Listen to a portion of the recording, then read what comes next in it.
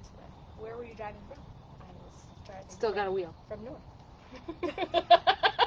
From the mystical north. The land of the north. The land of the north. You had a race this week? I did. Came second. Second? They only did overall. Okay. They only did overall, not like overall men, overall women, which I think is... Really? Yeah, I'm like... So, of course, the top... And what happened was they didn't realize somebody was still out there, and he came across the finish line, and he pumped the third place, who was the woman, out. That's awkward. Yeah, so, but I think they gave it to her anyway. But yeah, it was first, second, and third. Of course, like, the chances of it being all male. I'm Right. like... Right. So the first and second place men get recognized, but not the first and second place women.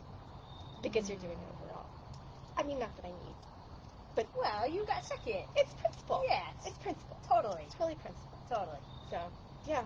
So that was that. And you had pizza midway? I did have pizza. That's awesome. The thing was they were going to have a pizza buffet. Uh-huh. I figured, like, they'd bring in, like, a pie or two, whatever. No, it was a legit buffet. That's amazing. It How was many fantastic. slabs did you have? I just had one. One slab. I just had one. My stomach was south right from the beginning. Was there like a pizza record? Was there anybody really I don't know. getting after it I don't know. at the buffet? I did not ask for a plate, though. She handed... I go, I don't need a plate. Yeah. So I grabbed my bottle of Gatorade and my slice of pizza. And I very savage. Made my way down. First time in my life that I have been at a race where I had pizza grease running down my arm. That was a first. That's amazing. That was a first. I love that. Yeah. Pizza grease. Pizza grease. The new fuel. That's it. We can go big or go home. Squatch big or go home. They had bacon pizza. Uh-huh.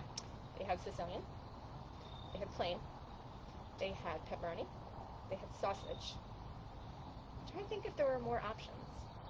Maybe margarita.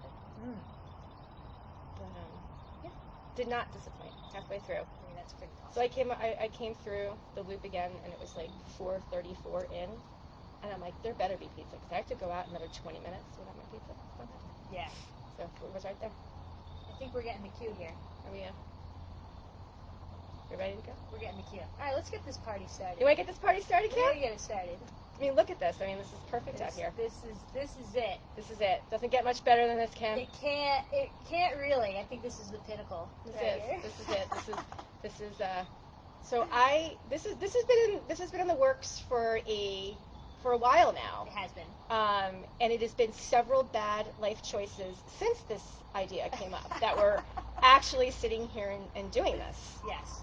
So you're not the one interviewing tonight. I'm not. So, hello everybody. My name is Kim Levinsky. I'm the race director for Sassquad Trail Running.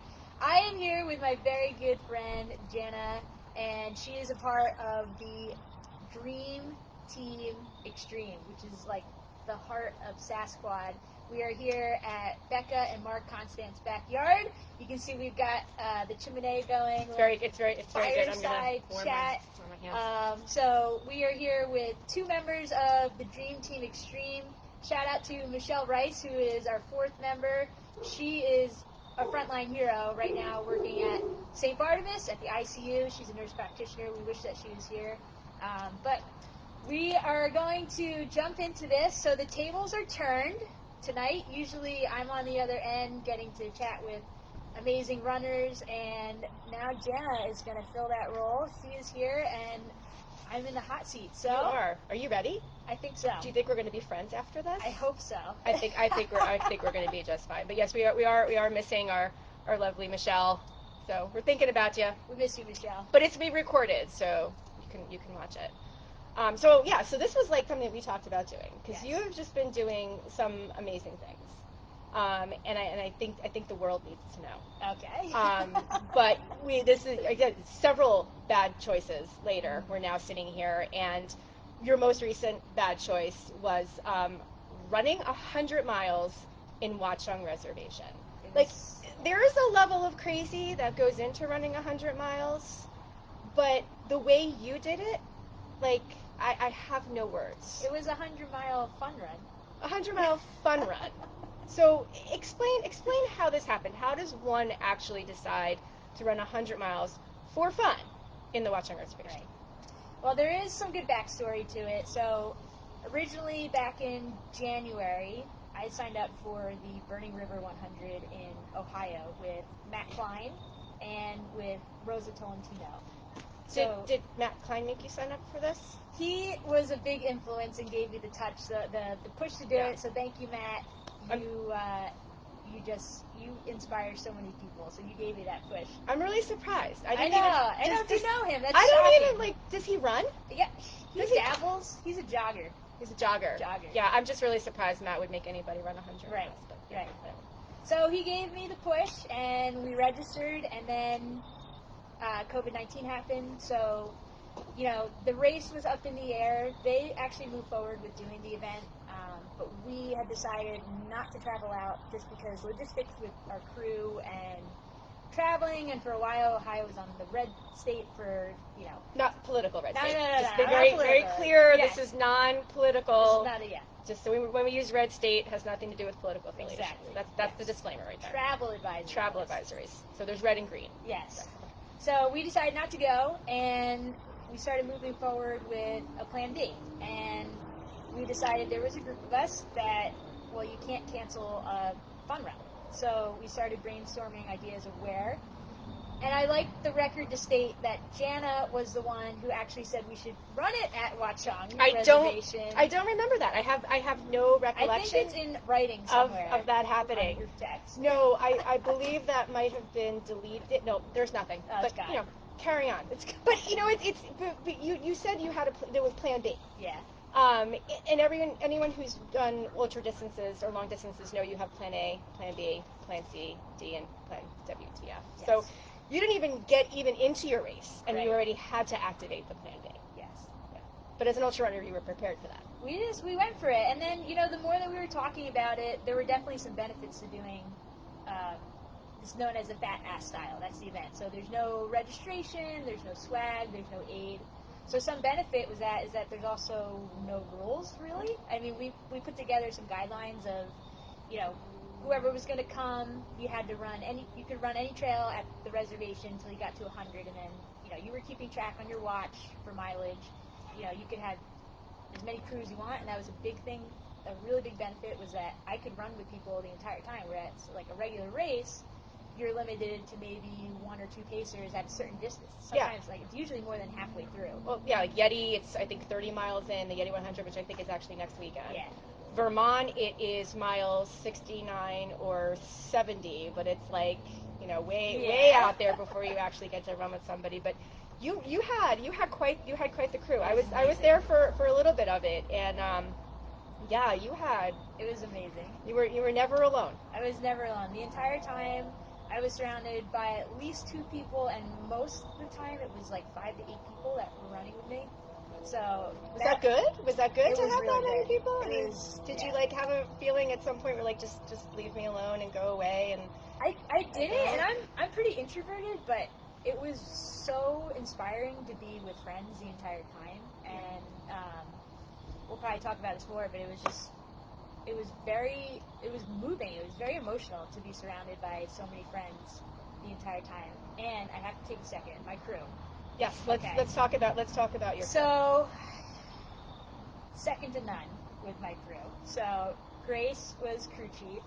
Amazing. She is fantastic. Amazing. She's not for hire. I know. She's not for hire. She's ours. You guys. No one can take Grace. No, I had Grace for Vermont. You can have Grace for Watchundo or the next Undo.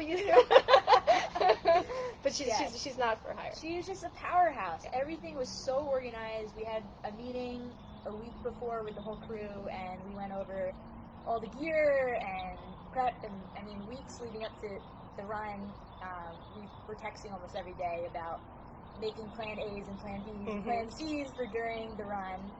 And then the rest of my crew, Becca is here. We're at her house. She ran probably one of the hardest legs. Was 12 a.m. to 4 a.m. She was running with me. She gets a lot of those. She's really good at that, Becca. But Becca's a crewing veteran. She is very, very. Her resume is detailed. Oh, it's stacked. Thanks, girls. Yeah. It's stacked. You've got 3 Vermonts. Couple Vermonts. 3 Vermonts, 2 Ultrafest. 2 Ultrafests. Yes. So there was 5 just there. And the Watchundo. And then the Watchundo makes 6. So, But she is the only member of the dream team that has not yet run 100 miles. Do you find that to be interesting? I think she might be up next. Do you find that interesting? Always a bridesmaid is fine with me. I don't know about that. You know, she also said never about running with me, and took 8 years and she ran. She said never about running a marathon, and never about running an ultra. And we all know how that works. I think she's going to kick us out. So maybe no, it's a good time to come in. I got to stoke the fire a little bit. She's going to stoke the fire. So Matt Klein, you know, you can work on this one over here. So yeah, Becca was with me from 12 a.m. to 4 a.m. Grace had run with me from 8 p.m. to 12 a.m. And then Robin first came in, and she was with me when I felt probably the worst, from 4 a.m. to 8 a.m.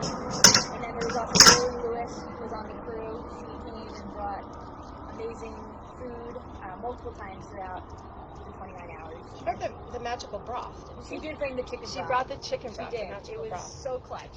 Yeah. And then also Kim Maselli, who we camped out at her house overnight. We moved, so we weren't parking in the park overnight. We went to her place, and she hosted us overnight. So you had a strategy. So you've crewed before. You've witnessed the carnage of 100. I've seen the carnage. You've seen the carnage of 100 miler. How did you plan? Like, we all know that we can sit down, you know, everything looks easy when you're sitting on the couch or in Adirondack chairs planning. It's 100 miles. Like, yeah, you could do it. But what was your strategy? How did you approach this? I mean, even knowing that it was a fat ass and, you know, there was not really a real, you know, an actual, like, race director. Right. You are the race director. But you're the race director of your own race, you know. What were you thinking? What was your strategy? How were you approaching this? Well, similar to most things I do, especially with Sasquad, is I try to talk to people who've done it before. So I talked to, you were one of them, friends who've done it. You listened to me? I did take some of your advice. Probably another one of your bad decisions, but you know. I took some of your advice. I chatted with other runners who've done hundreds and tried to learn as much as I could and prepare as much as I could. So the plan was during the day on Friday, I wanted to do 4 loops of a 12-mile circuit that I made. So that would get me to 48 miles. My goal was to do that before sunset. And it was like right on the dot. It took about 12 hours, 20 minutes or so to get to the 48. And that was right at sunset. So what time did you start? 6:12. 6:12 a.m. That's the other great thing about a fat ass, right? It was really funny. We were all in the parking lot. Everybody was there on time. We were ready to start at 6, and then we were just talking and I think maybe procrastinating, not wanting to start, because we knew once we started it was the beginning of the end. Yeah, of course I'm like actually on time for something, and you start late. Yes. But the sooner you started, the sooner it would be over. Exactly. So you could have been over 12 minutes sooner. We could have. But, Mm-hmm. So that was the plan for Friday. That got me halfway, and then, like I said, we moved, my crew moved the truck and the aid station to Kim's house, and the plan from that was just mentally to break it up into 4 hours, because that's what I heard a lot was you can't think about the 100 miles as a whole. It's like very mentally overwhelming, and I did that a few times, and my crew snapped me back in place. Becca did that a couple times. But you've already run 3. We got to 4 a.m. and we were back at Kim's, and Robin had come, and I think we were at mile 70 or so. Yeah. And I was getting emotional, and I didn't want to quit, or I didn't think that I couldn't do it, but I started crying. I was like, there's still so much left. There's still an ultra marathon. Just a 50K-ish. Just a 50K-ish left. And then Becca said, "No, stop thinking like that." Well, first she made the comment about you've already done 3 marathons. It was when you had a marathon left. Yeah, that's right. There's a marathon left. But again, just being surrounded by amazing friends who were pumping me with positivity I think it just made the biggest difference, because they helped me stay focused when my mind started to get little wonky. Yeah. So I mean, you put in a lot of physical training. You know, you were out there climbing mountains. We'll talk about the adventures that led up. But you were out there, putting down the miles, putting down the vert, if you believe it's real. But the other really important aspect of ultra running is the mental training. You know, you're out there and you're going to be experiencing pain and fatigue. and you have to train your mind to work through that to come out the other side. What did you do? What did you find that was helpful for the mental side of the training for this? Yeah. Like I said before, is talking to other ultra runners was a huge confidence booster, and we run a lot together, so getting to talk about fears and things you're anxious about while running is helpful. I read a few books, and then also the week or two leading up, tried to watch as many YouTube videos as possible about 100 milers, and one that I just loved was called The Heart of Stone. So go on YouTube and look it up. It's about a Western States runner who's in her 60s, and her lifelong goal was to run Western States. And this video just did such a great job covering her journey. And I remember chuckling while watching it, because she would get to these aid stations after mile 40, and every time she saw her crew, which is also her age, a little bit older women, she just kind of lost it. It was like, I just love you guys so much. I love you. And I was chuckling, that's kind of funny, why is she so emotional? And then literally that's what happened in the Watchundo, was I would see my friends and I would get super emotional, and the last 10 miles, I couldn't get a grip. I wasn't upset. I was just really happy, and I remember looking at Becca and Robin sometimes. I was like, I can't even look at you guys. And I know it could sound cheesy, but it was just so surrounded by love. It was it was an amazing experience. Yeah, when I was up there, I think I went up at around 1 or 2. It was the beginning of your third loop. I was bringing up the laundry concierge service. So it was a little bit warmer and a little bit more humid, I think, than anybody anticipated that morning, and there were several costume changes. Yeah. So the beauty of being right there, I did the laundry and brought it back up. And when I came up there, the parking lot, so this was at the Loop Playground at Watchundo, and there was, I think, how many people were there when I got back up? There was, Narissa was there. There were a lot of people. I'm scared to start naming because I'm going to forget, but Narissa was there, Laura Gelman, Shay, Michael Steiner, T. Bailey. Yeah, I'm really sorry about the whole Steiner thing. He wanted to go find you guys out on the course. I was trying to give him different directions to not find you, so. Oh! Just kidding, Michael. Steiner. Love you. We love you, Michael. We love you. We saw you a couple times. We love I don't you. know what I said because I was so delirious, but I'm glad you're there. At least he had a shirt on this time. But yeah, there are a ton of people. I made a list on my phone after the event because I just wanted to thank everybody individually, and it was 25 people who come out over the course of the day, 2 days, whatever it was. But it was very, very cool, and I wasn't the only person running either, so I want to give a shout out to the other runners who were there, Matt Klein and Justin Dew. They were the bros. Did they actually run? Because every time I saw them, I swear they were sitting in a chair. There was a lot of pizza and a lot of hanging out. There was a napping, and then I came back, and there was a stove, and there was. I don't think those guys ran. I don't know how it worked either, because we were always at the same mileage. I was like, where are the boys? What mile are they at? And then finally the girls were like, just stop asking. I think they just they would pop out of the woods when you'd come up there, and then they go back and go to Chipotle or something. Yes. I'm not sure they ran. I think it was just you and Rosa that was running. Yes. So those were the boys, and then the Wizard. He's kind of his own category. The Wizard. He's the Wizard. The Wizard of Watchundo. Yes. Who is Phil. Phil. Yeah. His real name is It's not Phil. a quiz. It was not a quiz. Just want to make sure that people know who the Wizard of Watchundo is. So Phil came out. That was his 15th 100-mile race that he completed. Which is amazing. And he was blows my mind. Everybody was encouragement. Phil was so encouraging before the race and just giving me advice and stuff. So Phil was there, and then James Leitner was also there. He's the guy who's run a few miles. He's run a lot of miles. He's been on. Yes. He has been in the hot seat. Yes, he's been in the hot seat. Yes. So James came out and ran. He had to start on Friday night because he was working during the day. And then Rosa Tolentino was also there, and she ran. We got to run a lot together, which was really awesome because we've done a lot of crazy, stupid things this summer in the mountains. So that was really fun. We got to share a lot of miles together. So I remember in one of my races, I was running behind a gentleman, and he had this saying on his shirt, and it said, We're being requested to talk louder. Oh, you are about to. Thank you. I did not know what this meant. So I'm very happy that you interpreted that for me. I know I'm not known to want We need to Bailey. speak. We need Bailey. I Video don't really production. speak softly. Closer, do you think, or is it okay? Just speak up. Okay, All right, I will let's speak up. All right. So I was saying, I'll spot you outside. Fire, ma'am. Fire. Fire. Let me stoke the fire. Stoke the fireplace.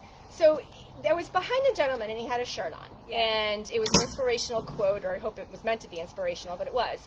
It said, you're about to tap into a side of who you are that very rarely people will ever see.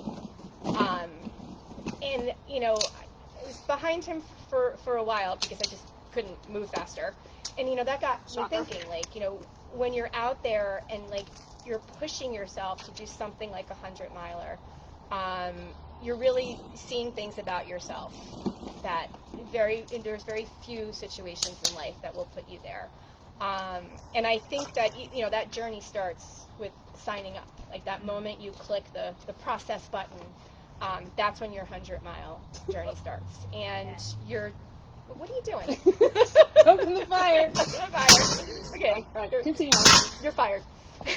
And it's a life journey, and it's starting with that moment that you decide and press go on the registration.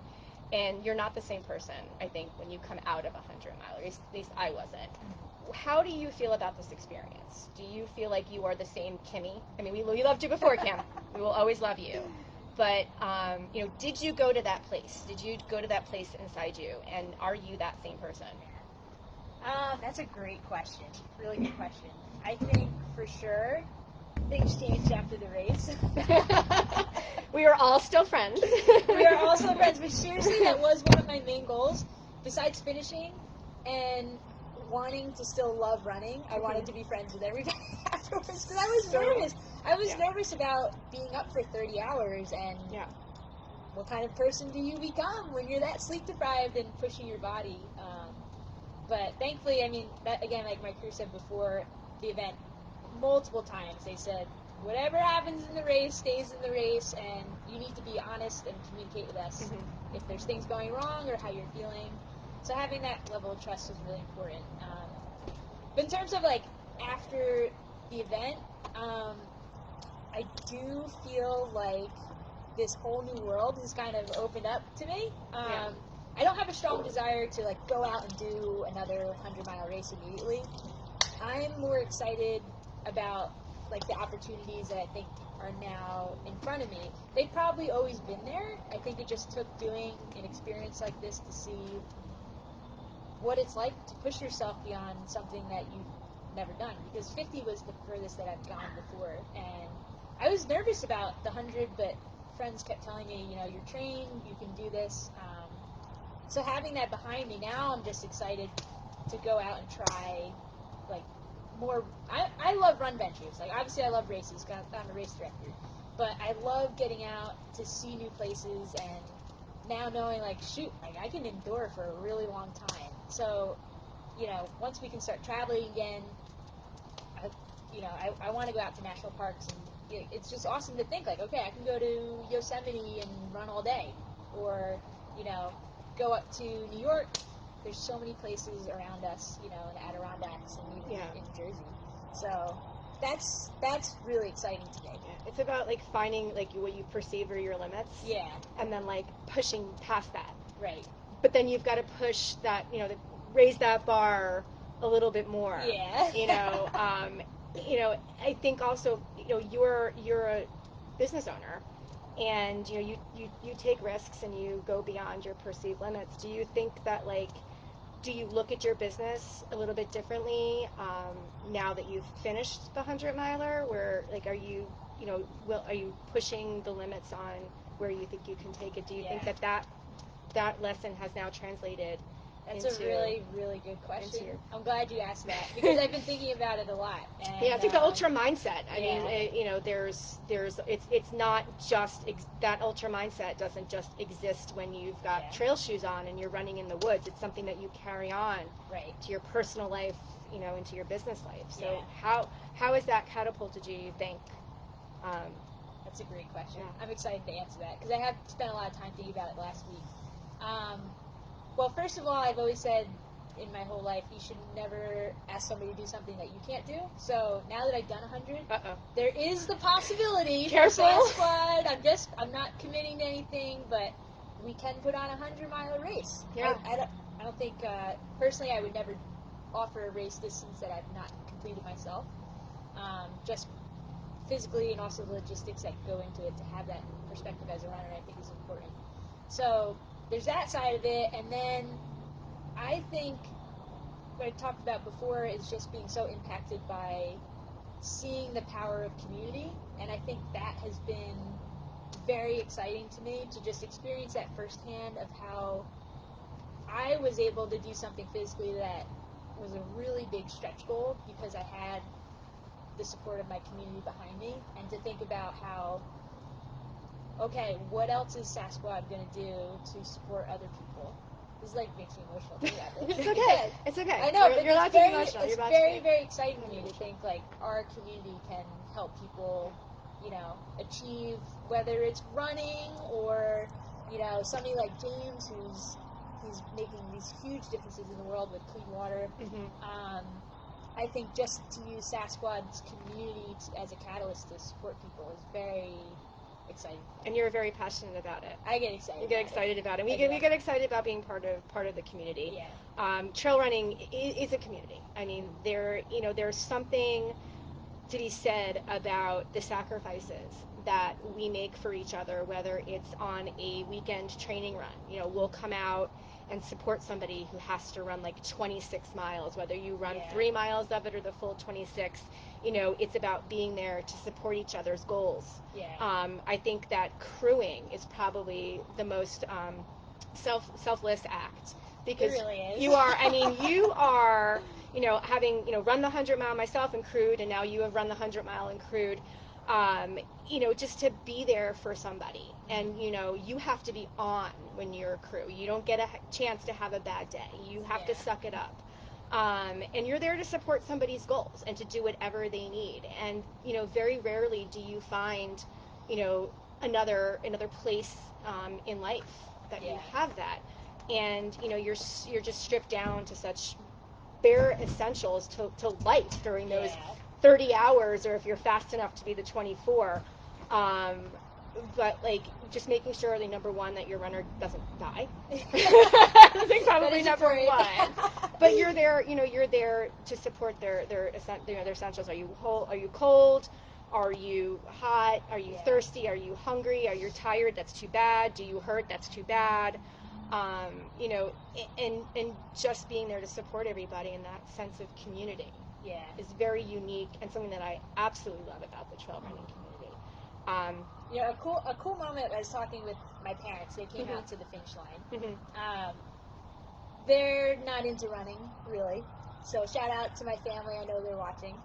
I was talking with my mom afterwards, and she was saying that she was just so impressed by the people that were at the event and how much that they were she's like, they were doting on you. Doting! Just making sure that you're that we're still alive. But something that she said was you have really, really good friends. And it's true. I mean, step back a minute and think, what other world could you ask a friend to stay up all night and run with you in the woods, ending on bears? It just doesn't happen. And I think that was cool for me, for my family to see that, because I felt like they got a kind of an inside look on, it really, we joke it's trail magic, but it is something that's really special about ultra running and trail running. And people just don't understand, why would you want to do that? And it's just it's not about laying down the miles. It's about the experience and the journey that you have doing that. And at one point, I looked around. I said, the parking lot and I looked at Grace, and it was just Grace and I left, and we're just like looking at all of these cars. I mean, there was cars like just lined, and we're like, everybody's here for Kimmy. Like, it's just like, you know, and you built that. Like, you know, you built that community through Sasquad. So, but wait, before I talk about that though, we discussed this, which is harder, running the 100 miles or crewing, but I'm going to add one more. Okay. You're also the race director. You have a very unique perspective on races. So that's a good question. Do you think it's harder to race direct? You haven't done the race direct for 100, but Dream Team will be thinking about that later. Yeah. You know, what do you think's harder? I would say easily running is easiest. Running, yes, I would agree with that. You have one job. That sounds crazy, but easy. It's true. It is. It is true. I would agree with that assessment. Running's probably easiest. Yeah. I think crewing and race directing are very different. I think there's a lot more. Well, I don't know. I was gonna say responsibility, but crew's like really responsible for a lot of things. Yeah, I know I threw this question at you. Yeah, I'd have to mull on that a little bit. Yeah. There's so many things going on as an RD. I think there's a lot more preparation probably that's happening. Do you think these experiences would make you a better RD? I sure hope so. You're an awesome RD. I don't know how you can get any better. I sure hope so. Totally. But you know, so Sasquad. So let's you know, Sasquad's been around for 3-ish years, right? Mm-hmm. Everything's the world of ish. So not, you know, but how did Sasquad come about? Because you know, you're just killing it out there. All right. You gotta like bring it down a notch. Like really boosting the ego. No, don't be humble. You've really done an amazing job, and I think you should be. I mean, you are proud of it, but you are. You've done a great job. So how did Sasquad come about? Yeah. Like, how does the birth of Squatch? It's a great story. So 3 years ago, that was the start of our. That was our first race. Was January 2018. Mm-hmm. So the long and short of it is, I had been living in Ohio for 6 years. Moved back to Jersey in 2016, and I was working at a rehab center doing administrative work. And it was one of those moments where you think, "Can I do this for the rest of my life?" I don't think so. It's an amazing place to work. I have really good friends. There's nothing wrong with the place. Nothing wrong with the place. I have great friends there. Great community there as well. So that started getting the wheels turning of, well, then what's going to be next? And I had gotten my personal training certification, but I wasn't using it. And my friends and family are like, "You need to use it. You know, you worked hard for it." And before Jersey, I was coaching at a college doing strength and conditioning, and I loved it. So I started my business, Core Total Training and Fitness. My idea was I was going to do boot camp, personal training. That's what I was going to do full time.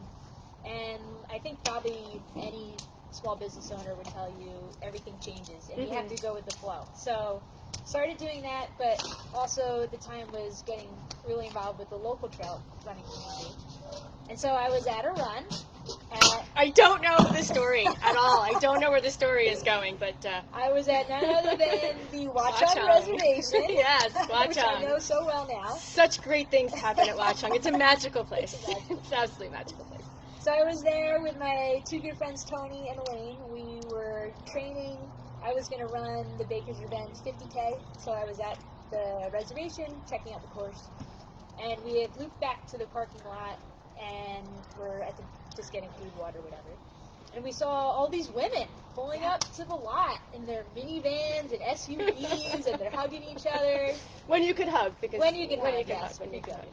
And so we're like, "What's going on?" And we're like, "Let's walk over and we'll introduce ourselves." So we walk over. You were there. Becca was there, among some other amazing women, and you guys explained that you were the Union County Moms Run This Town. Yes. And you were leading a newbie group run. It was just an event to get new trail runners out, you know, try to convert the road runners to trail. And, come to the dark side. Come to the dark side. It's so much fun running the dark side. And you ladies were like, "You gotta come with us. And Elaine is a mom, but Tony was at the time, she now has a baby. And I think I said if you could spell mom. Yes, you can spell I think mom. I said the requirement is that you were able to spell mom. Yes. Which probably during your 100-miler you might not have been couldn't. able to. Probably could not. But you passed the test. You did. And you came and ran with us. We did. So we did the group run, and then we kept running together, and I started sharing this dream that I had to host a trail race. It had always been in the back of my mind. I love running. I love the race environment. I thought, man, it'd be really cool to host an event. Careful what you tell us. So careful what you tell us you're dreaming about. If you've met any of these ladies, you'll know that they won't let things drop. No. So No.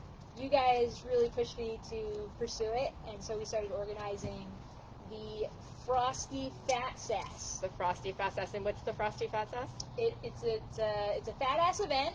But we put a spin on it. We call it Frosty Fat Sass. Yes. Everything's got to be sassy. Sasquad. Sasquatch. Yes. But I didn't pronounce that correctly. Yeah. So it was at the South Mountain Reservation. We all right, we'll put it up on Ultra Sign Up. It'll be donation based, so runners can come. They'll donate. It'll go to the South Mountain Conservancy, which is the nonprofit that maintains the trails at South Mountain. And we capped it at 100, thinking, I don't know, let's just put a number on it. And then it sold out like a week or two before the event, and we had 100 people come out, local runners, and some non-locals. We had people from upstate New York and I think Maryland, Virginia come out. There's some people from the city, right? Yeah, we had New York City runners. Is that the year that somebody ran from the train station to? That was the next event. That was the last next. Okay. one. That was the winner. That's That's another story. That's a whole other story. That's a whole nother podcast.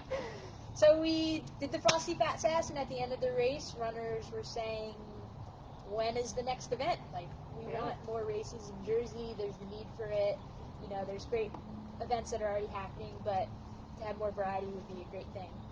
And so you guys were like, you need to do this. You need to do this. And so that was kind of the start of the Dream Team Extreme. You were on that, and Becca, Mama Beck, joined the Dream Team, and then later on that year, Michelle joined us, and it's just become this awesome think tank of pretty much thinking and listening to the craziest ideas, and then I like saying, that you think like we're thinking. I mean, I have to say it is so much fun to be part of it. It's so much fun, to see what goes on, behind the scenes with planning races. I've always had an appreciation and really respected and admired and appreciated race directors for the work that they put in during the race. But being part of Sasquad and the Dream Team, like just understanding like what you have to do, all the legwork that you have to do. It's 24/7.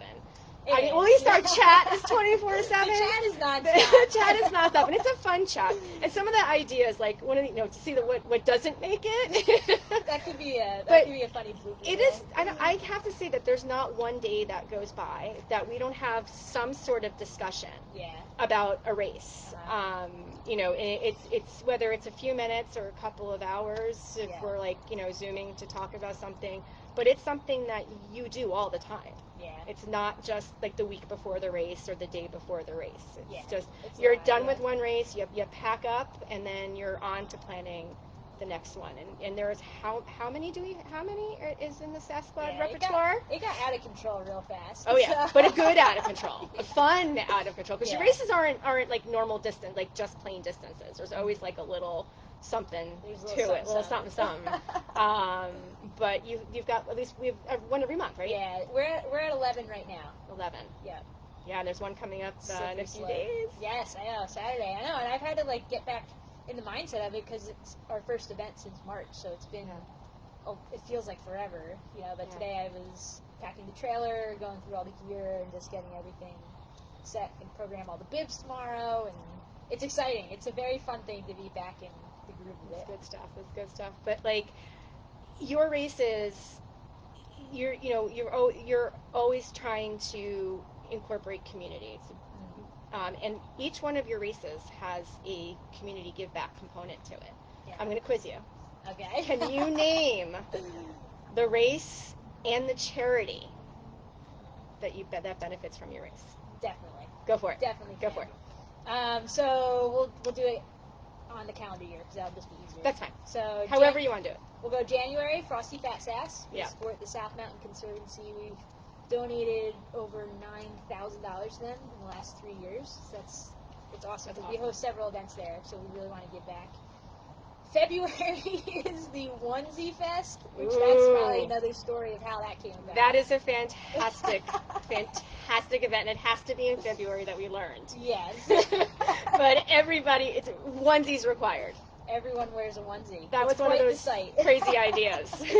So we support the New York, New Jersey Trail Conference at that event in February, and then also Double Squatch in March. They maintain over 2,000 miles of trails in New York and New Jersey, and we are one of their partners, which we love to do. So then April is the last squatch standing. We support Success, which is a local charity who gives new socks to homeless people around Hudson County, and that is the #1 requested item at all homeless shelters. Do you know how many socks you've donated? We've donated over 2,000. 2,000 pair of socks, which is so cool. Amazing. It's really, really cool. It's amazing. Yeah. Yay. Yeah. That's you guys. That's you guys. So, So that's April. May is the Sasquad, where we go to Island Beach State Park. We support the little conservancy there that maintains the trails. And June is the Midnight Squatch Palooza with the New Jersey Coalition Against Sexual Assault. That's also another onesie related. Yes, that's actually where we got the idea for the onesie fest. Was at like 2 in the morning. Is that Joe Branding? Joe, Oh, yes, Joe, Rick. Who else was there? A couple other ladies that were there too. Jess and it was great.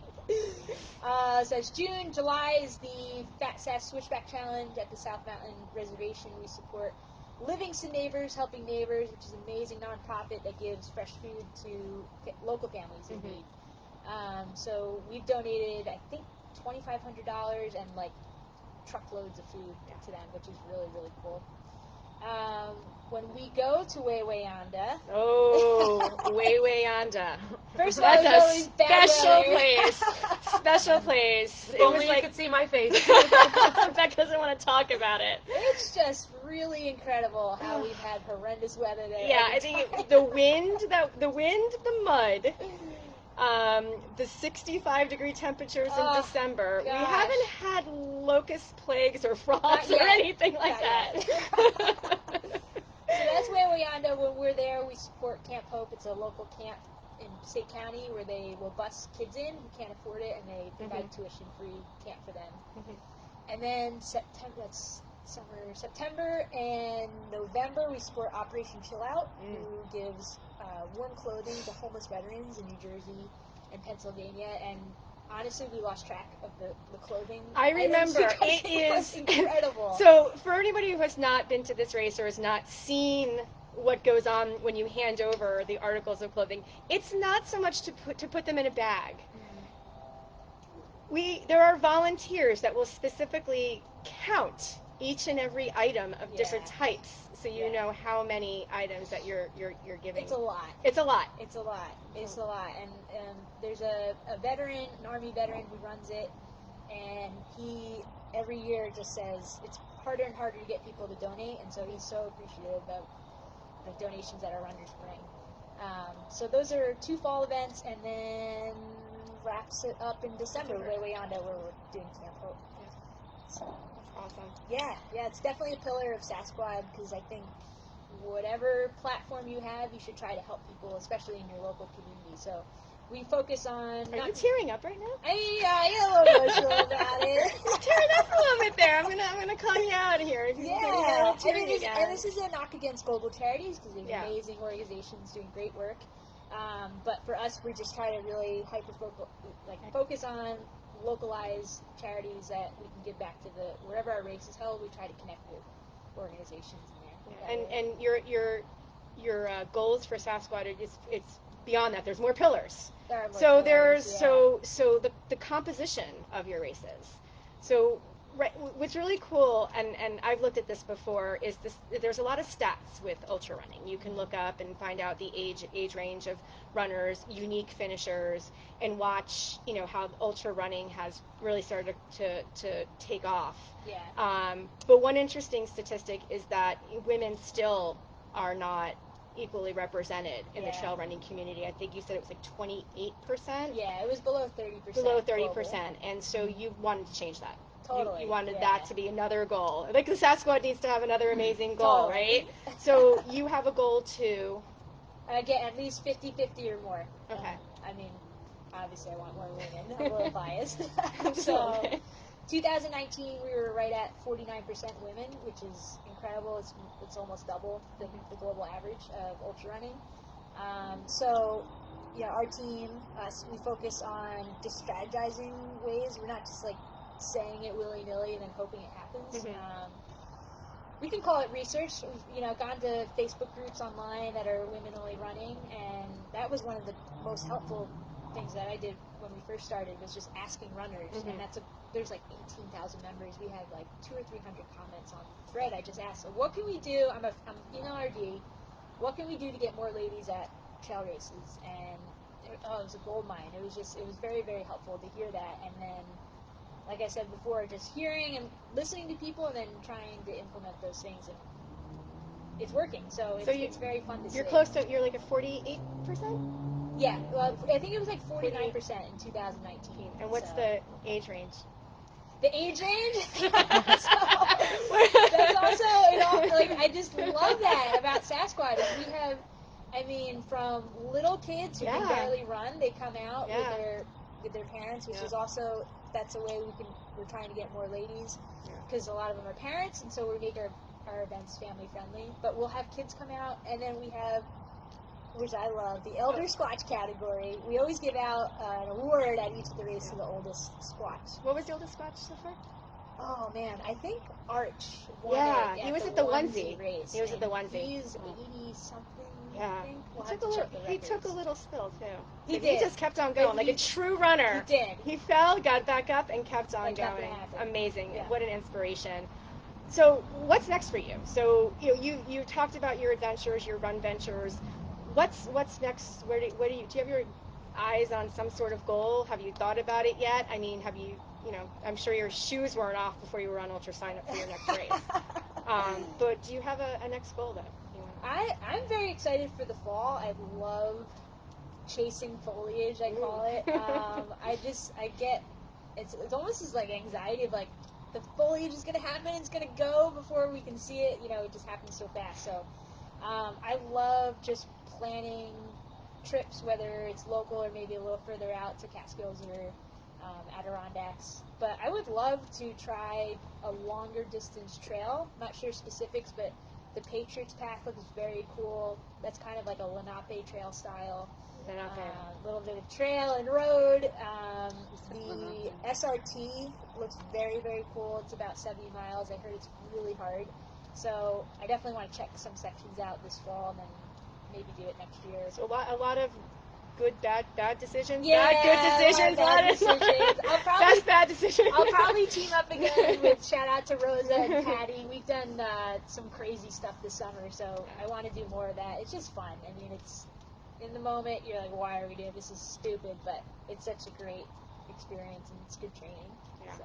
So I've been asking questions for the past 48 minutes. I'm sorry, Mama Beck, I went over a little bit. Do we have any questions from the... All right, we're going to do some live questions, I guess, here. All right. Michael Steiner. Hello, Michael. All right, Steiner. Did you fall at all at the 100 miles? I almost fell. It was like mile... Like 99. It was like mile 99 or something. That was after it took 5 minutes to figure out if I was going to eat a goo or some other gummy. Gatorade chew. I was just staring at it. I was like, I don't know, just give it to me. But I almost fell, caught myself, and it's actually funny because we passed this family. Who, like, this will if you've run on the trails, this has probably happened to you, where people will kind of heckle. They'll say, run faster. Yeah. So this family shouted out, could you run a little faster? And then at the time I was running with like 10 friends, and they were like, she's on mile 99. And they're probably like, what? So it was fine. I did not fall, but I almost did. But does it count as a trail race if you didn't fall? I think know, you might have right? to do it again. I think we might have to go I back. think so. All right, Steiner, you're not going to get all these questions. Oh, your refill. Good job, Mark. It's water. Did you, here, from G, did you sit down at all during the 100? If so, for how long? Oh, yeah, definitely. I know some people are kind of, you don't like to sit, I don't think. I wanted to sit. Michelle crewed me and paced me, and I wanted to sit down, and she would not let me. Okay. Yeah, I told my crew from the beginning I was sitting. So I think every time I came back in the aid station, we had the chair, and I was... Chair. The chair. The chair. Yes, The chair. chair. But yes, I definitely did sit. Was there a second part to that? Or? And for how long? The breaks ranged from, I think the first one was really short. It was like 10 minutes, and then as long as 30 was the halfway because I changed. I got into dry clothes. Mm-hmm. So. Carolyn Showerway would like to know. Carolyn, coming from Carolyn. What was your recovery strategy? Recovery strategy. Eat all the. I think you told me you're like a 10,000 calorie deficit you were working towards. Are you keeping tabs? Like, how are you doing with that 10,000? I think I've caught up. I gotta get back on track. I think tomorrow. But I'm glad that you asked that because another shout out to my crew. They put together, oh my gosh, this huge gift bag. It was from the crew, and then also it was a whole group. I think there were 20 people maybe on the card. I think it was a ton of people. Yeah. You were one of them. Beck was one of them. And it was amazing. It made me cry. This basket was filled with everything. I got compression socks, these like... I don't even know what they were. Foot mask. That's what it's called. It was a foot mask. There's a foot mask? I got new slippers, tons of junk food, and gift card to Chipotle, which Chipotle is life, so that was really good. So really, I mean, they gave me everything that I needed was in the gift basket. So, and then just a lot of sleep and a lot of eating. Yes. Oh, Justin's got a good one. Your fellow 100-miler finisher. Justin! So we think he finished the 100. Yes. Okay, but we'll give him a question. Where does the name Sasquad come from? Oh, man.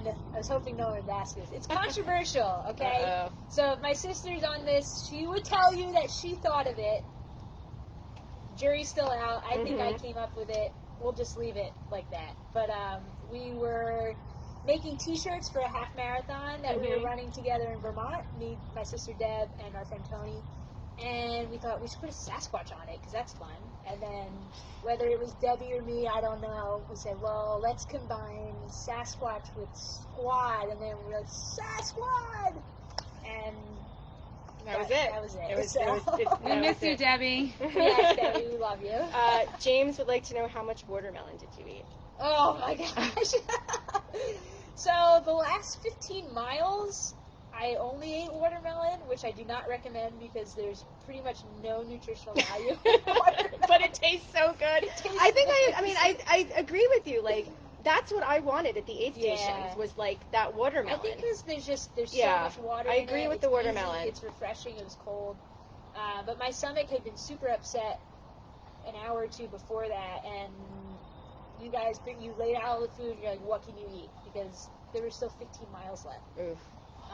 So yeah, that was rough. I saw the watermelon. And you had, and it's not like there were like a few choices.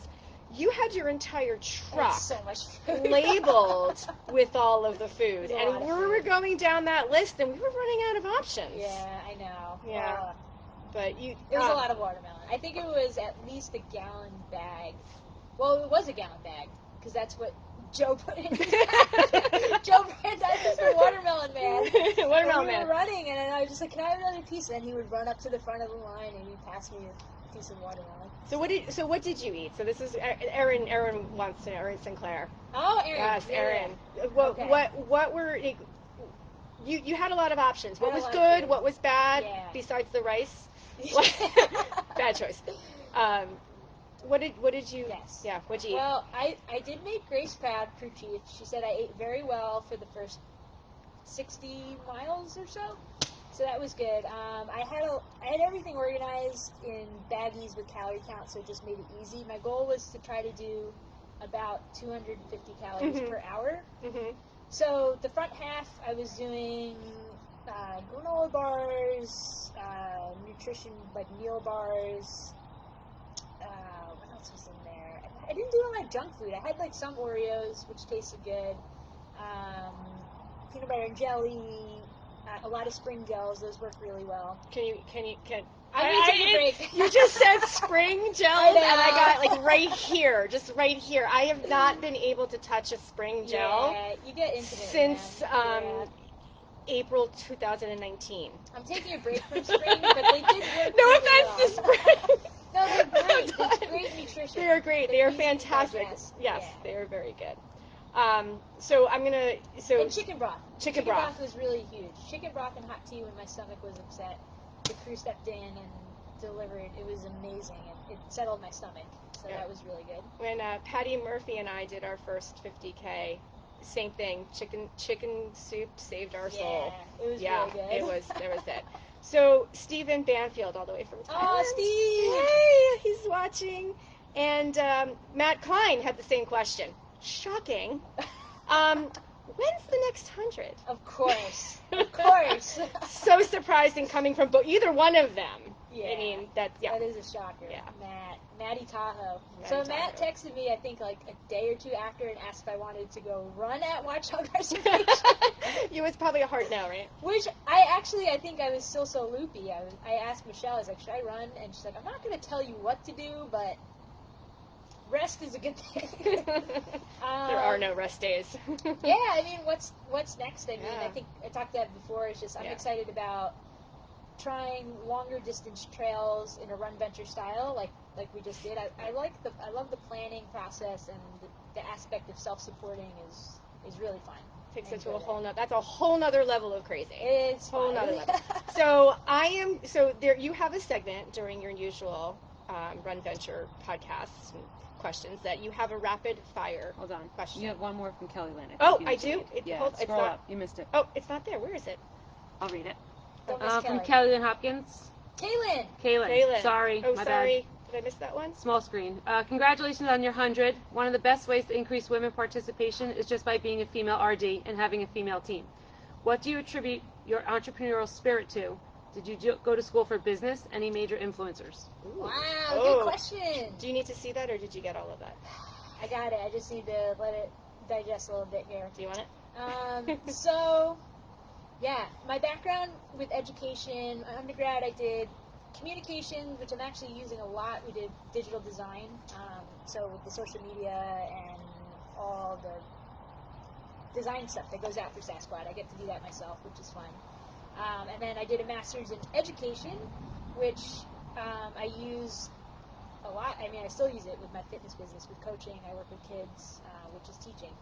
So in terms of entrepreneur, I wish I had the opportunity to do master's, an MBA at the time, where I could choose, but that's okay. Make a note of that. Okay, got that. Make a note of that. You make a note. Make a note. We're making notes.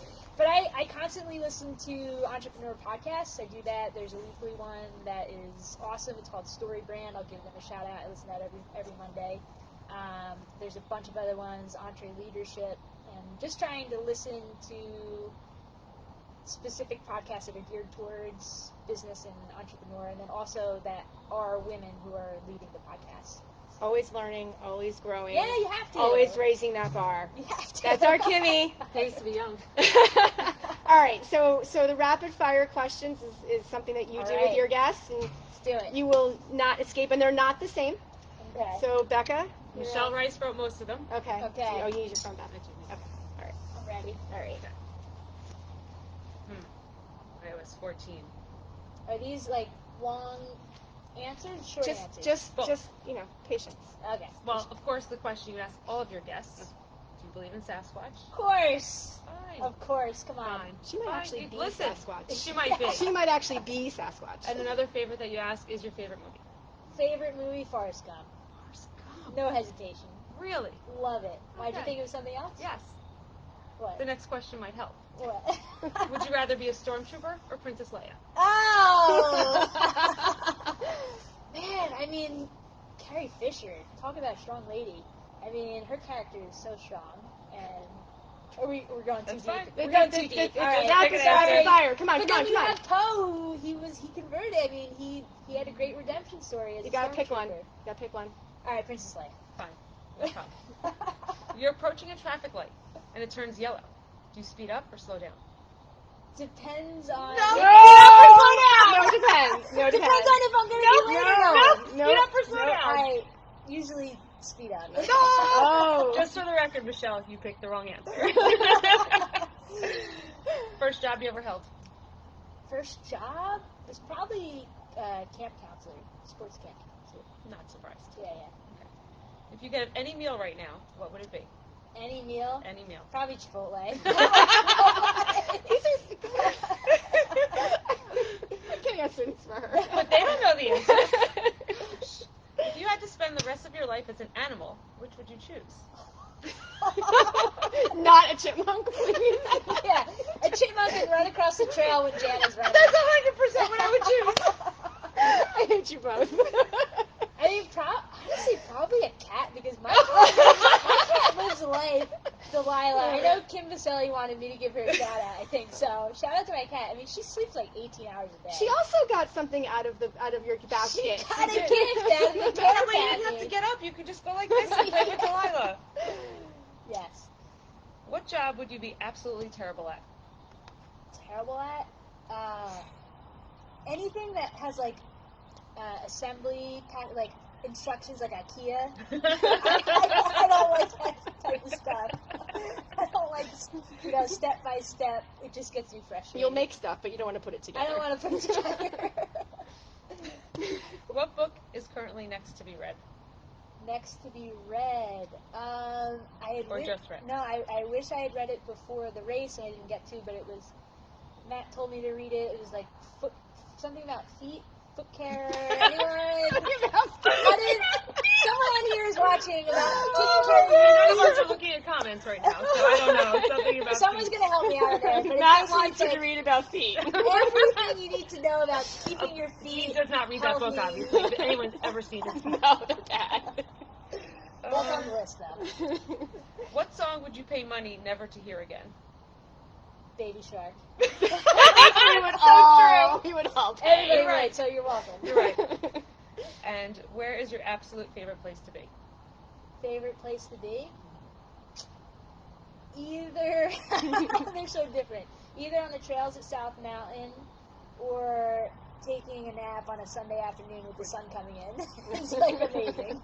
You did pretty well. Did I pass? You passed. I You passed. did pretty well. I'm impressed. I'm good. List is done. Awesome. All right. Kimmy, this was fun. Oh my gosh, thanks so much. This was awesome. Thanks, Unbelievable. Thanks, Becca, for hosting us in your Unbelievable. backyard. I think are we coming to you, everyone, live from the 50-yard line? I mean, we can't. 40 yards. We're on the 40. We're on the 40. Yeah, We're on the this is 40. pretty great. Chimene, you did very well. You redeemed yourself. Good quarantine project we did here. Awesome. It was awesome. All right, guys. Well, thank you so much for joining us for this special edition of the RunVenture series. We are coming back at you on Wednesday, just a couple days. We are inviting the team from the Trail Women BK. They're coming on. Elise, Olivia, and Trisha are coming on. They founded the Trail Women BK. Again, promoting women in our sport. They're going to come on and chat about what they're doing, amazing things in the city. And then this Saturday, we are at the Watchundo Reservation. Do I have all of my squatchy sucker chuckers? Oh yeah. Sign up, So suckers. volunteers, if you would like to volunteer, because volunteering at a Sasquad event is amazing. It's very fun. And the Squat Chung surprise is definitely unique It's super fun. fun. So I think you put up a post looking Yeah. for volunteers. So Yep. check out that post. Make sure you sign up for something. Yeah, looking forward to Awesome. Saturday. This is the first race post. Since March. Yeah. First In action person. in-person race. In You've person. held the virtuals, but this is the first. And I'm Yeah. so excited to get back out there. Yeah, it's going to be great. We have only a few spots left for the 5K, so if you're itching to get out there, you can sign up. We have a pretty long wait list for 3 hours, 6 hours, so I am sorry in advance. If you don't get off of it, we're going to try again to open up some spots. But it's going to be an awesome time. So, Can't wait. All right. Right, That's thanks, it. Jenny. All right. Bye, guys. Thanks, guys. Finish my beer.